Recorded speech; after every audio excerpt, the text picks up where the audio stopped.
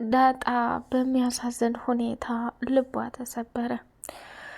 ደረጀና አቢጌል ደግሞ እጅግ በጣም በሚገርም ሁኔታ ሞቷል የተባለው ሰውዬ ሰተት ብሎ መጥቶ እንዳልሞተና በሕይወት እንዳለ ሲያዩት እራሳቸውን ማመን አቅቷቸው ደነገጡ። አቶ ደረጀና አቢጌል ነፃ የወጡበት ትልቅ መንገድ ተገኘ። ናታን አለ ፖሊሱ፣ በሉ መቆፈሪያ አምጡና ሰውየው የሞተበትን ቦታ መቆፈር አለብኝ ብሎ ሲነግራቸው በጣም ደነገጡ።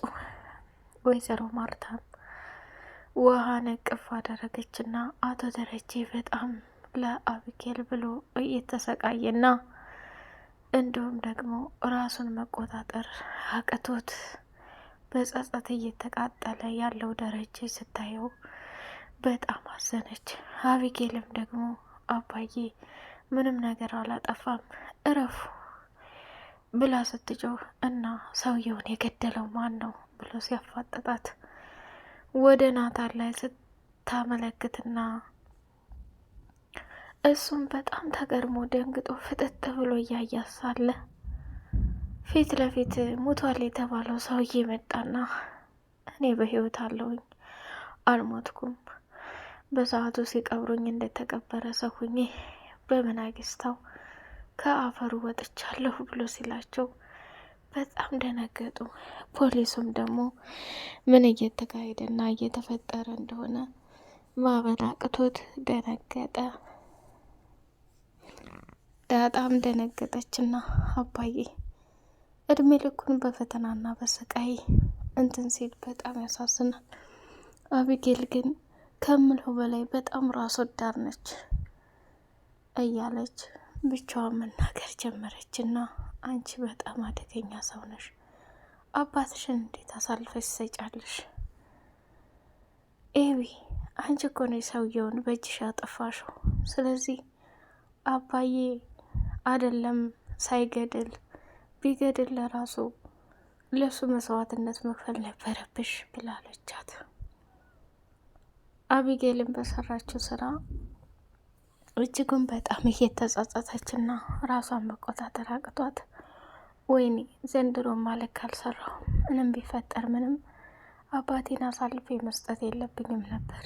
እማዬ እኔ እኮ አባዬ የማይወደኝ መስለኝ ነበር፣ ግን እኔ ገድዬ እሱ ምንም ነገር እንዳላደረገ አድርጎ ሲመሰክር በጣም ነው ራሴን መቆጣጠር ያቃተኝ ብላ ለማርታ እየነገረቻት ደም እንባ እያነባችና እያለቀሰች ትገኛለች። ሰላም ሰላም! ውድ የተከበራችሁ የተወደዳችሁ የቻናሌ ቤተሰቦች እጅግ በጣም ተወዳጁና በጉጉት ስንጠብቀው የነበረው የዳጣ ድራማ እንደቀጠለ ይገኛል።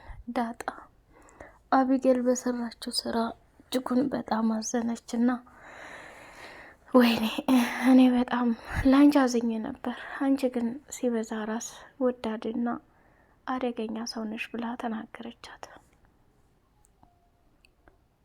ወይዘሮ ማርታም ከሚባለው በላይ ደንግጣ ስለነበር አየሽ ኤቢ፣ አባትሽ ላንቺ ሲል ብዙ ዋጋና መስዋዕትነት ይከፍላል፣ አንቺ ግን የአባትነት ፍቅሩ በፍጹም አልገባሽም አለቻት። እንዴም አየ እኔ እኮ ፖሊሶቹ ሲያፋጥጡኝ ምንም ነገር እንዳልገደልኩና ምንም ነገር እንዳልነካው ሸምጥጬ ነበር። እሱ ግን ሰውየው በህይወት መሞቱ እንዲሁም ደግሞ በገዛ ግቢያችንና ቤታችን ተቀብሯል ብሎ ሲል ይህንን የሚያደረጉት እኔ በገዛ እጄ ነው ብሎ ሲል ፖሊሱ ደነገጠና እየተንሰፈሰፈች ማልቀስ ጀመረች። አቶ ደረጀ ማቀፋትና ኤብዬ በጣም እወድሻለሁ፣ አንቺ ልጅ ነሽ፣ ምንም እንድትሆኝብኝ አልፈልግም፣ አሁንም ቢሆን ተረጋጊ፣ አንቺ ከእናትሽ ጋር ወደ ቤትሽ ሂጂ ብሎ ሸኛት። ኤቢም አብራ ወይዘሮ ማርታና ናታን ጋር ሳትመጣ ብቻዋን መንገዱን እያለቀሰችና አባቷ የከፈለላት መስዋዕትነት ራሷን መቆጣጠር አቅቷት ደም እንባ እያነባች ትገኛለች። ዳጣም የአቢጌልን ሁኔታ በመስኮት እያየቻት ነበርና በጣም አዘነች፣ ማልቀስ ጀመረች። ወደ መኝታ ክፍሏ ሄዳ በጸጸት መቃጠል ጀመረች። ዳጣም ምንድን ነው ኤቢ፣ የተፈጠረውን ነገር ንገሪኝ። ቆይ እናንተ ሄዳችሁ ፖሊስ ጣቢያ ምንድን ነው የተፈጠረው ነገር? እና አባዬስ እነማዬስ እነ ናታንስ ብላ ስትጠይቅ አባዬ ሰውየውን እኔ ነኝ የገደልኩት ብሎ አሳልፎ እጁን ሰጠና እስር ቤት ነው አለቻት። ኤቢ ሲበዛ በጣም ራስ ወዳድ ነሽ። ራስሽ ባደረሽው ነገር አባዬ ላይ እንትን አደረግሽ። በጣም ታሳዝኛለሽ፣ ታሳፍሪያለሽ ብላ ስትላት ምንም ማድረግ አልችልም ዳጣ፣ እባክሽ ወንጀሌን አታብዥው፣ ኃጢአቴን አታብዢ። አሁን ላልቅስበት፣ ክፍሉን ለቀሽ ውጪ አለቻት። ዳጣም ራሷን መቆጣጠር አቅቷት ወጣችና ወይዘሮ ማርታ እንዲሁም ደግሞ ናታን መኪና ውስጥ ላይ ሆነው ደረጀ ለኤቢ ሲል ራሱን አሳልፎ ሰጠ። ግን እኮ ማዬ ኤቢም ከምንም በላይ በጣም አዝና ተናዳ እያለቀሰች ነበር። ቢሆንም ናታን ራስ ወዳድ ናት። አቶ ደረጀ ለፖሊሱ እኔ ነኝ የገደልኩት ብሎ ሲል እሱ እንዳልገደለው መከራከር ነበረባት። አየህ አቶ ደረጀ የልጁን ቅጣት ለመቀጣት ሴት ልጁ እስር ቤት እንዳትታሰርበት ራሱን አሳልፎ ሰጥቷል። እኛም ከዛ ከቤት መውጣት አለብን። ሁሌ ሞት መንፈስ እያየን ያኛውም ግቢ ቢሆን ብንኖርበት ምንም አይልም። እሺ እማዬ አንቺ ቻልሽ። አባዬ ይውጣና ሁሉንም ነገር ተመካክረን ወደዛ ግቢ እንሄዳለን። ተረጋጊ፣ ለሁሉም ነገር ጊዜ ያለው መፍትሄ ያለው ብሎ ናታንም ወይዘሮ ማርታን አረጋጋትና ወደ ቤት ይዟት ሄደ። ናታንም በጣም በጭንቅ ላይ ሆኖ የአቶ ደረጀና የዛ የቤት ሁኔታ እያሳዘነው ይገኛል። ይገርማል። አቢጌል አሁንም በጸጸት ተቃጠለች። ወይዘሮ ማርታ የተፈጠረውን ነገር በሙሉ ገብታ መኝታ ክፍል ለልጇ ነገረቻት። አቢጌልም እማዬ እኔ እኮ አባዬ ይህን ያህል ይወደኛል ብዬ አንድ ቀን ማስቤ አልነበረም። እሱ ግን በጣም ይገርማል እያለች ስለ አባቷ እያነሳሳይ ማለቃቀስ ጀመረች።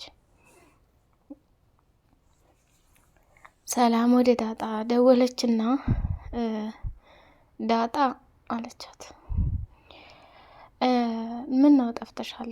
አልመጣሽም እንዴ እያለች መጠያየቅ ጀመረች።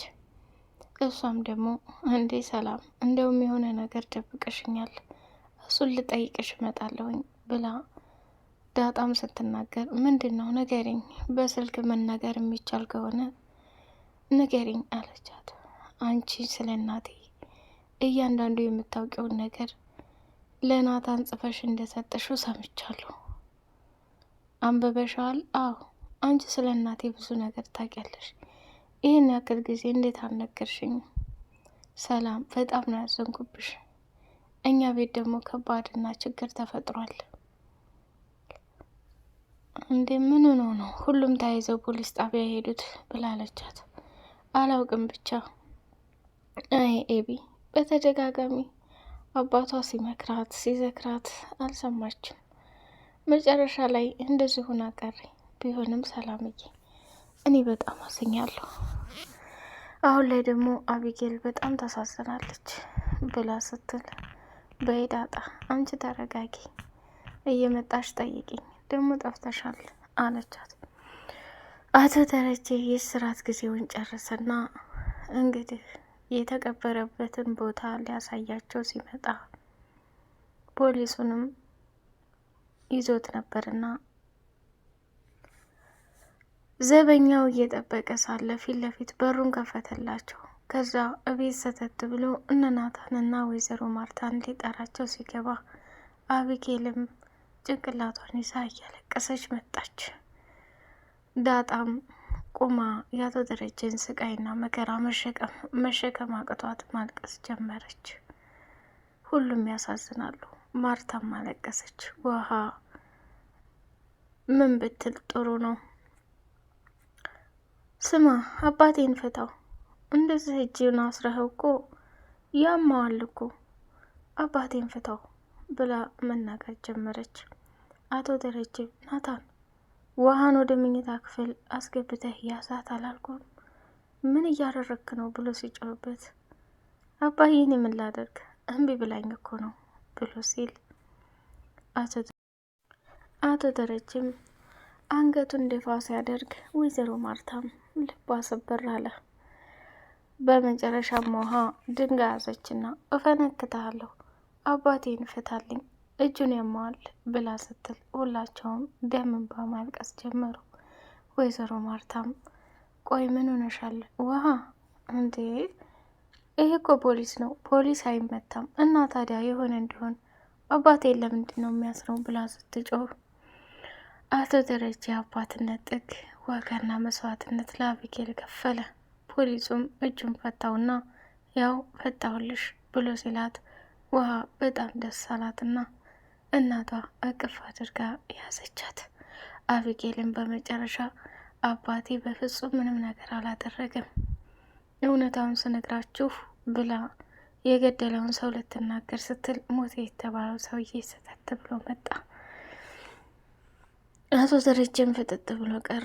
ወይዘሮ ማርታም ደነገጠች። ናታንና ዳጣም ፊት ለፊት ተፋጠጡና አቢጌል ምን ልትል ነው የሚለውን በጉጉት እየጠበቁ ይገኛሉ።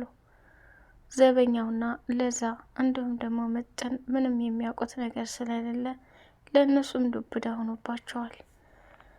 መጨረሻ ላይ ውሃ ምን ብትል ጥሩ ነው እማዬ፣ እኔ ባለፈው እዛ አፈር ቦታ ላይ እኮ ጥፍሬን ቀብሬዋለሁ፣ እዛ ነው ማለት ነው፣ ሊቆፈር ነው እያለች በደስታ ሞተች።